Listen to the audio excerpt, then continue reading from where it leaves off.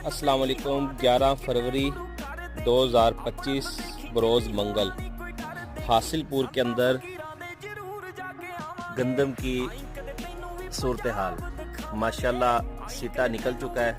तो एक महीना तकरीबन महीने बाद ये फसल तकरीबन तैयार हो जाएगी। एक महीने के बाद फसल कटाई के लिए रेडी है। ये देखें माशाल्लाह सीटा उठा लिया है।